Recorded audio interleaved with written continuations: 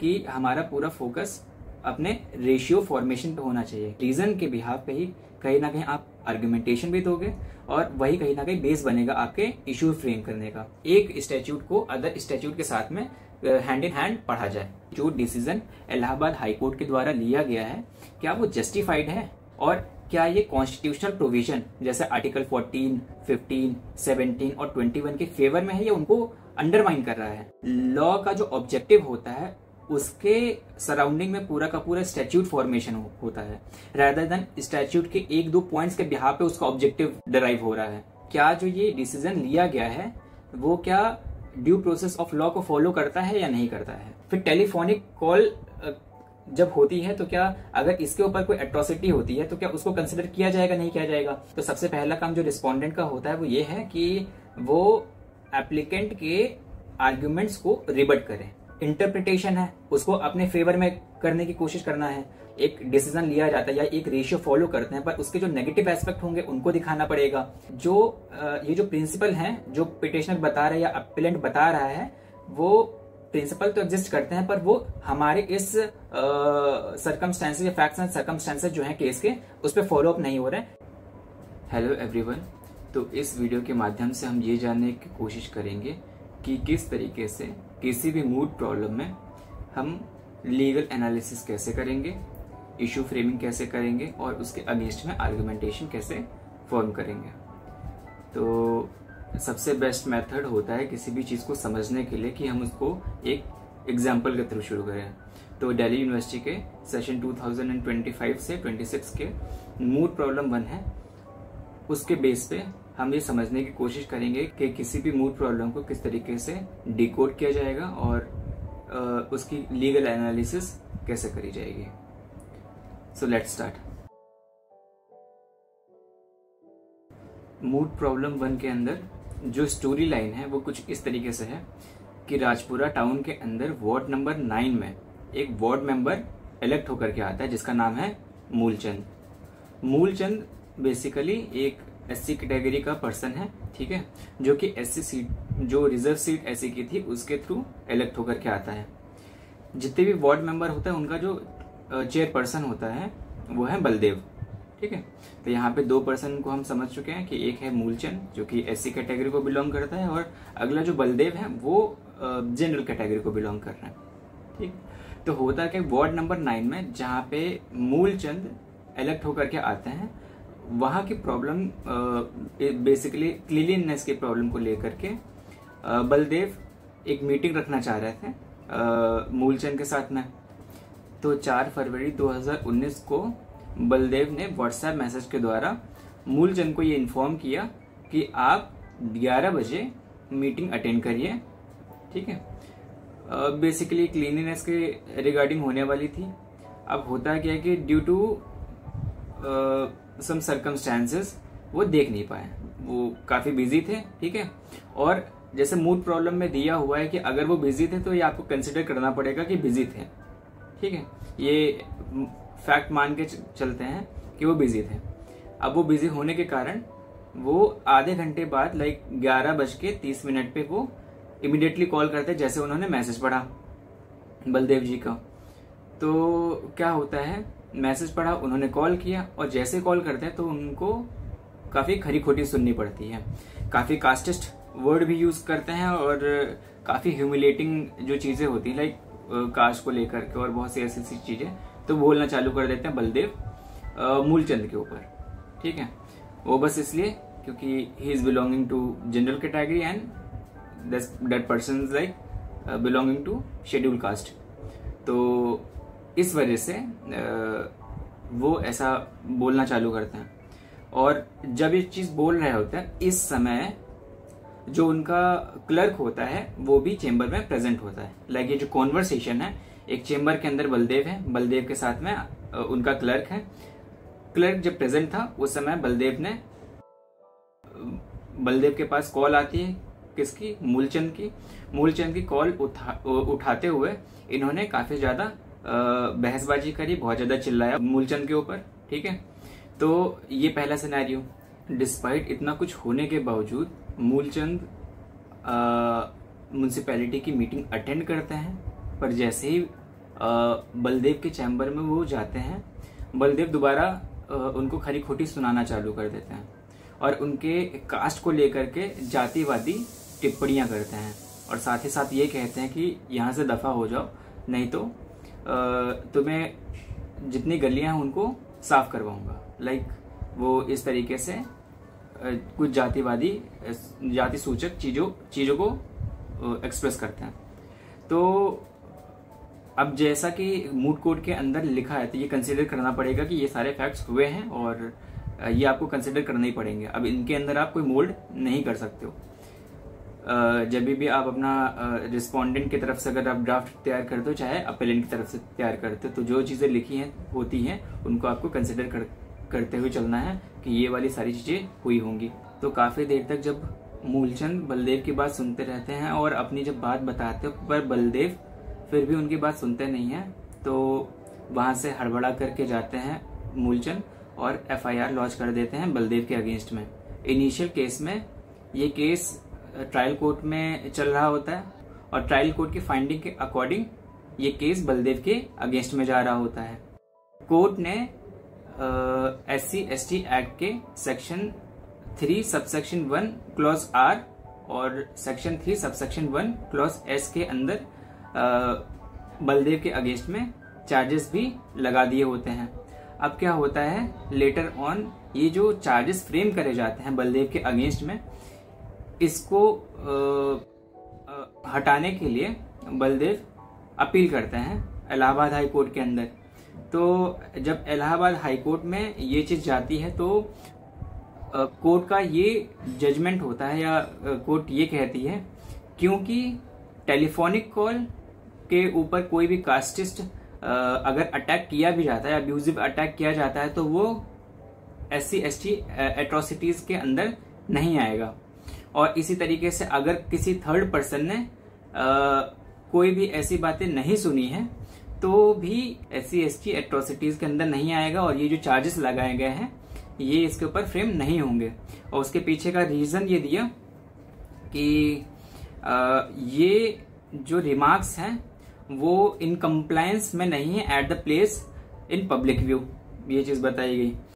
इसके अलावा ये कहा गया कि the act is a penal statute so it must be strictly constituted. साथ ही साथ जो भी चार्जेस फ्रेम किए जाते हैं ट्रायल कोर्ट के द्वारा उसको क्वैश कर दिया गया। और इसके साथ साथ कोर्ट डिनाई कर देती है उनको सर्टिफिकेट ऑफ अपील देने के लिए, जिससे कि वो सुप्रीम कोर्ट में अपील कर सकें, जो कि आर्टिकल 134A के अंदर आता है।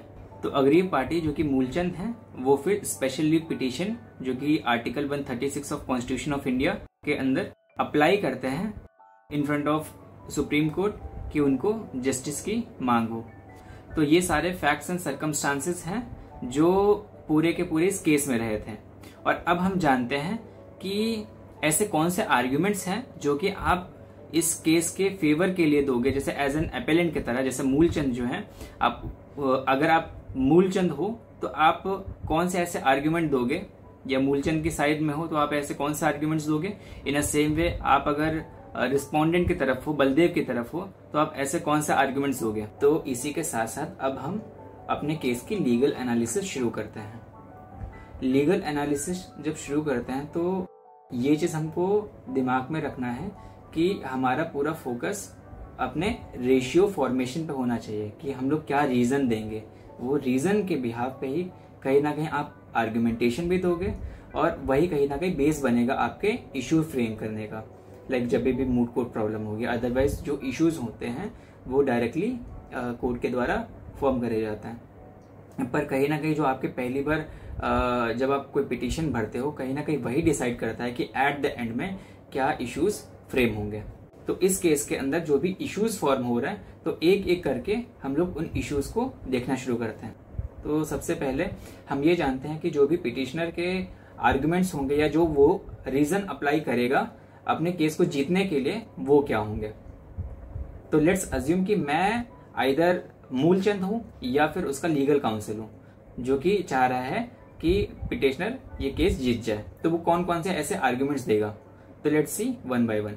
तो पिटिशनर का सबसे पहला आर्ग्यूमेंट तो ये होना चाहिए कि कोई भी स्टैच्यूट जो कि सोशल जस्टिस को प्रोवाइड करता है, क्या उसको आइसोलेशन में पढ़ा जाता है या नहीं, ठीक है। क्योंकि यहाँ पे बहुत नैरो माइंडेड कंसेप्शन लिया गया है या नैरो माइंडेड इंटरप्रिटेशन लिया गया है, इसलिए ये चीज ज्यादा जरूरी है कि जो आप इसेंस, जैसे जो भी स्टैच्यूट का जो इसेंस है, आप क्योंकि उस चीज के इसेंस को समझ नहीं पाए, तो उसके इसेंस को समझने के लिए क्या आपको अदर स्टैच्यूट को देखने की जरूरत थी या नहीं थी। इसलिए ज्यादा जरूरी है कि जब रेशियो फॉर्म किया जाए तो क्या उसके अंदर जो इसेंस है, पूरा ऑब्जेक्टिव है किसी भी स्टैच्यूट का, क्या वो चीज कॉम्प्रिहेंड हो पा रहा है या नहीं। इस चीज को देखने के लिए सबसे ज्यादा जरूरी है कि एक स्टैच्यूट को अदर स्टैच्यूट के साथ में हैंड इन हैंड पढ़ा जाए।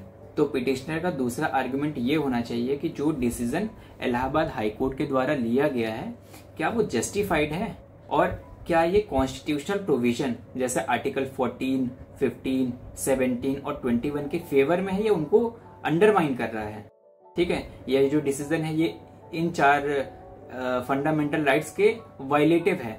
तो ये आपका सेकंड आर्ग्यूमेंट हो जाएगा। तो तीसरे आर्ग्यूमेंट में आपको ये समझाना पड़ेगा कि लॉ का जो ऑब्जेक्टिव होता है उसके सराउंडिंग में पूरा का पूरा स्टैच्यूट फॉर्मेशन होता है, रादर देन स्टैच्यूट के 1-2 पॉइंट्स के बिहाफ पे उसका ऑब्जेक्टिव डिराइव हो रहा है। ओके, तो होता क्या है कि सपोज ऑब्जेक्टिव है एट्रोसिटीज को बंद करने के लिए, तो हमारा ये कंटेंशन होना चाहिए कि क्या किसी भी फॉर्म में ऐसा कोई मीडियम जो साफ साफ दिखाई दे रहा है, जैसे टेलीफोनिक कॉल पे जब बलदेव ने मूलचंद को मतलब अब्यूजिव वर्ड्स कहे, तो क्यों हम इसको कंसिडर नहीं कर रहे पब्लिक व्यू में, जबकि यहाँ पे साफ साफ पता चल रहा है कि चेंबर के अंदर उस समय बलदेव भी प्रेजेंट है और इसके अलावा उनका एक क्लर्क भी प्रेजेंट है। तो क्या है कि जब पब्लिक व्यू की बात करेंगे तो ये चीज कंसिडर तो होनी ही चाहिए, ठीक है। तो यहाँ पे जो थर्ड कंटेंशन पिटिशनर का ये होना चाहिए कि ऑब्जेक्टिव वर्सेस टेक्निकल फॉल्ट। तो इस चीज को आप सेंटर में रखते हुए एक थर्ड आर्ग्यूमेंट ये बना सकते हो, उसी के अकॉर्डिंग आप इश्यूज भी फ्रेम कर लो। चौथा कंटेंशन पिटिशनर का ये होना चाहिए कि क्या जो ये डिसीजन लिया गया है वो क्या ड्यू प्रोसेस ऑफ लॉ को फॉलो करता है या नहीं करता है। उसके पीछे का रीजन आप ऐसे दोगे क्योंकि सपोज अगर ये टेक्निकलिटीज के इशू की वजह से आप उसका जो मोटिव है, आप जो ऑब्जेक्टिव है किसी स्टैच्यूट का अगर आप वायलेट कर रहे हो, इसका मतलब ये है कि आप इंटेंशन पे ध्यान नहीं दे रहे, ठीक है। आप प्रोसीजर स्टैब्लिश बाय लॉ उसी के ऊपर ही फोकस कर रहे हो। और जो आज का स्टेटस है, उस समय जब इंडिया भी ड्यू प्रोसेस ऑफ लॉ को फॉलो अप करता है, तो क्या इस समय ये जो डिसीजन लिया जा रहा है क्या ये जस्टिफाइड है या नहीं, क्या जो प्रोसेस है ये जस्ट है, फेयर है और रीजनेबल है या नहीं है। आपको ये इस चीज को प्रूव करना पड़ेगा। इसके साथ साथ पांचवा जो कंटेंशन होगा वो इस चीज के ऊपर होगा कि क्या ये जो डिसीजन है ये प्रिंसिपल ऑफ नेचुरल जस्टिस को फॉलो करता है या नहीं करता है। तो पिटिशनर का पांचवा कंटेंशन ये होना चाहिए कि जो ये लाइबिलिटी है, ये जो क्रिमिनल लाइबिलिटी है बेसिकली, ये क्या इसमें इंटेंशन मैटर करती है या नहीं मैटर करती है। क्योंकि जब सेक्शन 3 सबसेक्शन 1 का आर क्लॉज देखते हैं तो उसके अंदर इंटेंशनली वर्ड जो है वो इंक्लूड है, तो वहां पे इंटेंशन मैटर करती है। पर वहीं पे जब सेक्शन 3 सबसेक्शन 1 का एस क्लॉज देखते हैं तो वहां पे इंटेंशन मैटर नहीं करती, क्योंकि ऐसा कोई वर्ड लिखा नहीं, बट स्टिल वो जो एक्ट है वो इटसेल्फ एक लाइबिलिटी दे रहा है। तो कहीं भी आपको ये कंसेप्ट पता होगा कि जब भी इंटेंशन मैटर नहीं करते हैं तो वो कहीं ना कहीं स्ट्रिक्ट लाइबिलिटी के अंदर आ जाता है। तो वहां पे आपका जो बेनिफिट ऑफ डाउट वाला जो केस होता है वो आप नहीं रख सकते। तो जैसे बेनिफिट ऑफ डाउट का कोई सेंस नहीं बनता वहां पे, जहां पे भी जो क्रिमिनल लाइबिलिटी है वो बेसिकली जहां पे स्ट्रिक्ट लाइबिलिटी को फॉलो कर रही है, ठीक है। तो एक ये वाला कंटेंशन यहाँ पे हो सकता है कि जो भी ये जो एक्ट हुआ है ये क्रिमिनल लाइबिलिटी के मतलब ये स्ट्रिक्ट लाइबिलिटी में आता है या फिर नहीं आता है, ठीक है। ये इस स्ट्रिक्ट लाइबिलिटी को फॉलो कर रहा है या नहीं कर रहा है। तो पांचवा कंटेंशन ये होना चाहिए। तो पिटिशनर का छठा कंटेंशन ये होना चाहिए कि वो क्वेश्चन करे ये जो नैरो माइंडेड इंटरप्रिटेशन लिया गया है इलाहाबाद हाईकोर्ट का, at the place in a public view, क्योंकि जब भी प्लेस की बात करते हैं तो वो तो डिफाइन नहीं है। इवन कई जजमेंट्स में ये चीज साफ पता चलती है कि कोई भी प्राइवेट स्पेस भी अगर है और उसमें कोई आउटसाइडर आ जाए तो उसको भी ये कंसिडर किया जा सकता है। तो प्लेस इंडिपेंडेंट पार्ट हो गया, पब्लिक व्यू प्राइमरी पार्ट हो गया, ठीक है। तो प्लेस का मतलब वो कोई प्राइवेट स्पेस हो या पब्लिक स्पेस हो, ये दोनों ही कंसिडर करी जाएंगी। पर पब्लिक व्यू का मतलब ये हो गया कि जो अभी तक लिया गया है इस प्रीवियस डिसीजन के अंदर कि कोई भी व्यक्ति जब वहां पे प्रेजेंट होता है, कोई आउटसाइडर प्रेजेंट होगा, तब कंसिडर किया जाएगा कि वो पब्लिक व्यू के अंदर आ रहा है, वो प्लेस जो है वो पब्लिक व्यू के अंदर आ रही है, ठीक है। ये अभी कंसिडर किया जा रहा है। पर एक्चुअल में अगर देखा जाए किसी भी प्लेस पे इन अ पब्लिक व्यू कि कोई भी इस तरीके से एट्रोसिटी करी गई है किसी भी प्लेस पे, क्योंकि वहां पे एनी स्पेस लिखा हुआ है, एनी प्लेस लिखा हुआ है, और उसके बाद में विद द पब्लिक व्यू। तो पब्लिक व्यू का मतलब जिसमें आप इन जनरल पब्लिक को बोल रहे हो, क्योंकि होता क्या है कि अगर हम इस वर्ड को at a place in a public view लेंगे तब तो इसका कोई सेंस नहीं बनेगा। तब तो ऐसा हुआ कि किसी भी व्यक्ति को किसी भी प्राइवेट स्पेस के अंदर आप कुछ भी बोलते जाओ तो आप इसको एट्रोसिटी मान ही नहीं सकते। और इवन इसी तरीके से इसी नैरो माइंडेड व्यू के हिसाब से टेलीफोनिक कॉन्वर्सेशन को भी, क्योंकि वहां पे तो एक प्लेस है ही नहीं, वो जो पर्सन है बलदेव वो किसी और स्पेस पे है, किसी और प्लेस पे है, और जो सेकंड पर्सन है जिसको सुनाया जा रहा है वो किसी और स्पेस पे है। तो जिसने सुना है वो कॉल पे सुना है, पर बोलने वाला तो पब्लिक प्लेस पे है और इवन एक साथ में क्लर्क भी है। तो क्या इस वाले सिनेरियो को लाइक जहां पे वो पब्लिक स्पेस के अंदर, पब्लिक प्लेस के अंदर बैठा हुआ है अपने चेंबर में और साथ ही साथ क्लर्क भी है, तो क्या इस वाले सिनेरियो को क्या कंसिडर किया जाएगा कि वो पब्लिक व्यू के अंदर आएगा या नहीं आएगा? तो पहली चीज ये हो गई। फिर टेलीफोनिक कॉल जब होती है तो क्या अगर इसके ऊपर कोई एट्रोसिटी होती है तो क्या उसको कंसिडर किया जाएगा, नहीं किया जाएगा? इसमें आप छोटा सा और क्लॉज इसमें ऐड कर सकते, क्लॉज नहीं मतलब एक एक्सप्लेनेशन ऐड कर सकते हो कि किसी को धमकी देनी होती तो कोई जरूरी नहीं है कि जब तक कोई व्यक्ति, दो आमने सामने व्यक्ति मिलते हैं उसके बाद धमकी देंगे तभी उसको धमकी कंसिडर करी जाएगी।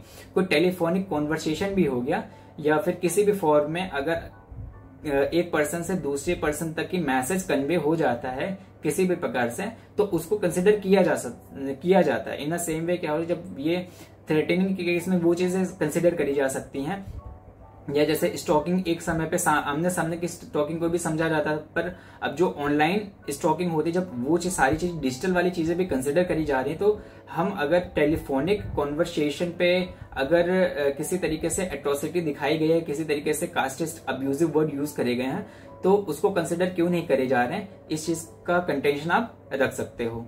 तो ये कहीं ना कहीं आपका ओवरऑल आपके सारे प्लेंटिफ के पॉइंट ऑफ व्यू से कंटेंशंस रखे जाएंगे उनको अपनी मेमोरियल ड्राफ्ट करने में, और ये कहीं ना कहीं और इसके अलावा कहीं ना कहीं आर्गुमेंटेशन देने में। तो अब हम जानते हैं कि रिस्पोंडेंट का क्या ओवरव्यू होता है और किस तरीके से वो अपने इंटेंशंस को, अपने कंटेंशंस को प्रेजेंट करता है। तो सबसे पहला काम जो रिस्पोंडेंट का होता है वो ये है कि वो एप्लीकेंट के आर्ग्यूमेंट्स को रिबट करे, ठीक है।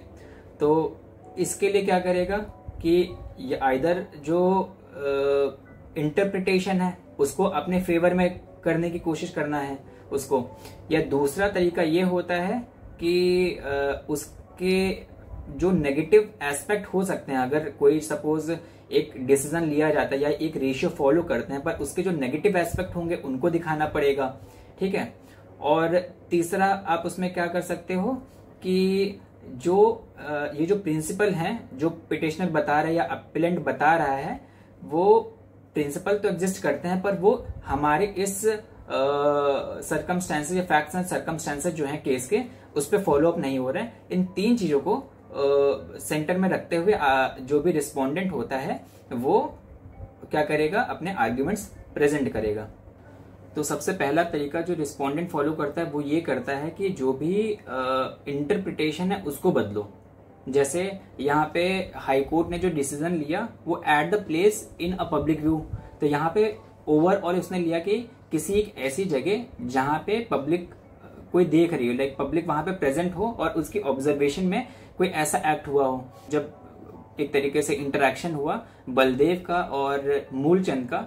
जब वो चैम्बर में आया तो उस समय वहां पे क्लर्क जो था वो प्रेजेंट नहीं था, और जब पहला वाला केस हुआ तो वो टेलीफोनिक कॉल में, तो प्लेस ही वहां पे डिफाइन नहीं हो रही है। अब यहाँ पे क्या है कि रिस्पोंडेंट को ये बताना होगा कि जो प्लेस है वो आइदर प्लेंटिफ की होगी या रिस्पोंडेंट की होगी, और क्या अगर कॉमन प्लेस नहीं मिल रही है तो प्लेस का कोई रेलिवेंस है नहीं है, और टेलीफोनिक कॉल अगर कंसिडर नहीं किया जाता है तो वहां पे क्लर्क हो या ना हो क्या ही फर्क पड़ता है। तो आपको एक ये व्यू देना है, ठीक है।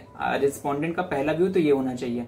तो पहला तरीका ये होता है जहां पे आप स्टैट्यूट की इंटरप्रिटेशन को इस तरीके से इंटरप्रेट करते हो कि वो आपके फेवर में आए, पहला तरीका ये होता है। दूसरा तरीका ये होता है कि आप उसके नेगेटिव एस्पेक्ट, जैसे कभी भी अगर ये डिसीजन इस तरीके से लिया जाता है जो कि अपेलेंट का होगा या प्लेंटिफ का होगा, अगर ये वाला इंटरप्रिटेशन लेते हैं तो उसका कितना मिसयूज हो सकता है, आप इसकी प्रोबेबिलिटीज बताना चालू करते हो। जैसे ये प्रोबेबिलिटीज दिखना चालू होंगी तो क्या होता है कि वो जो ब्रॉड माइंडेड तरीके से जब डिसीजन को ओपन अप किया जा सकता था तो उसको फिर नैरो डाउन कर दिया जाता है। तो ये तरीका होता है सेकंड जो रिस्पोंडेंट को अप्लाई करना होगा। इसमें क्या जैसे दिखा सकते हो कि ऐसा ना हो कि अगर बहुत ज्यादा ब्रॉडन अप कर दिया जाए तो SC/ST एक्ट का मिसयूज होना चालू हो जाए। तो इसमें जैसे एक रिस्पोंडेंट अपना कंटेंशन ये बता सकता है। तो रिस्पोंडेंट के व्यूज को हम 4 नैरो हेड में बांट लेते हैं कि उसके क्या क्या इंटरप्रिटेशन, उसके अकॉर्डिंग क्या इंटरप्रिटेशन दी जाएंगी और क्या कंटेंशन रखे जाएंगे जिससे कि केस उसके फेवर में आ सके।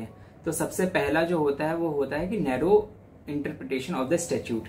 जैसे यहाँ पे at the place of public view की बात करी गई, तो यहाँ पे रिस्पोंडेंट को ये बताना होगा at the place of public view का मतलब ये है कि कोई भी ऐसी प्लेस जहाँ पे पब्लिक प्रेजेंट हो और पब्लिक ऑब्जर्वेशन, मतलब पब्लिक का ऑब्जर्वेशन जहाँ पे रिक्वायरमेंट हो, तो ऐसी जगह को ही हम लोग इसके अंदर इस जो चार्जेस लगाएंगे इसके अंदर ही फ्रेम होने चाहिए। और यहाँ पे क्या है कि क्योंकि उस समय कोई पब्लिक था नहीं, इसलिए हम इस इंटरप्रिटेशन को कंसिडर नहीं करते कि ये जो चार्ज लगाए गए वो हमारे मतलब वो जस्टिफाइड है। पहला चीज ये बताओगे। दूसरा इसी के अंदर ये बताओगे क्योंकि यहाँ पे प्लेस की बात करी गई, तो प्लेस रिस्पोंडेंट का होगा या अपेलेंट का है ये तो डिफाइन करी नहीं गई है, ठीक है। तो अगर टेलीफोनिक कॉल होती है तो यहाँ पे टेलीफोनिक कॉल में क्या होता है कि कोई एक प्लेस पे डिफेंडेंट होगा और किसी एक जगह पे प्लेंटिफ होता है।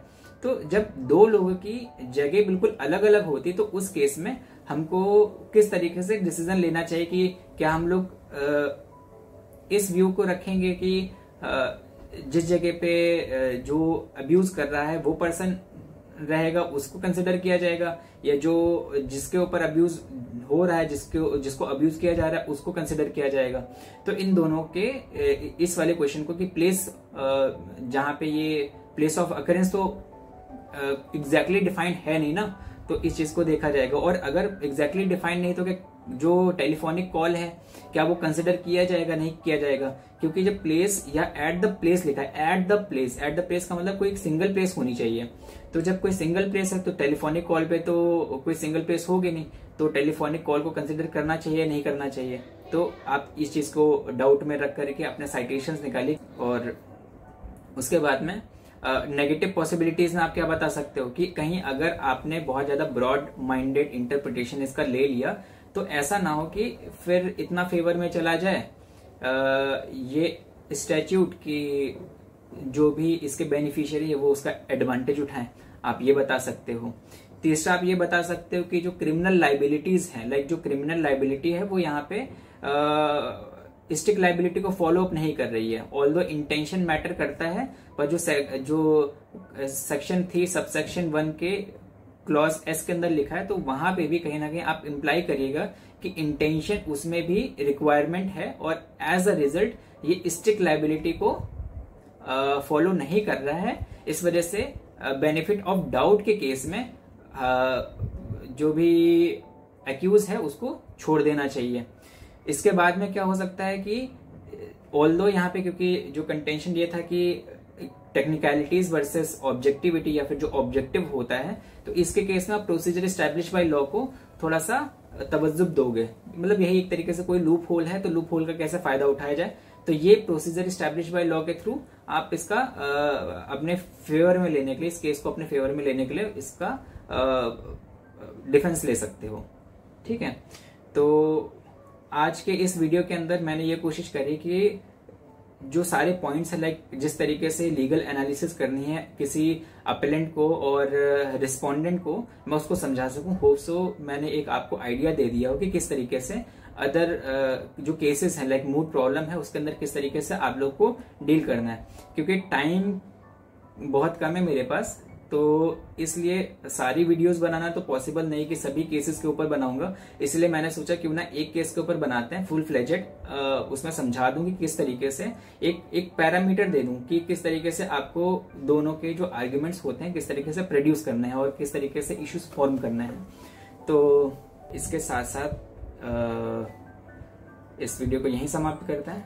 बहुत बहुत धन्यवाद।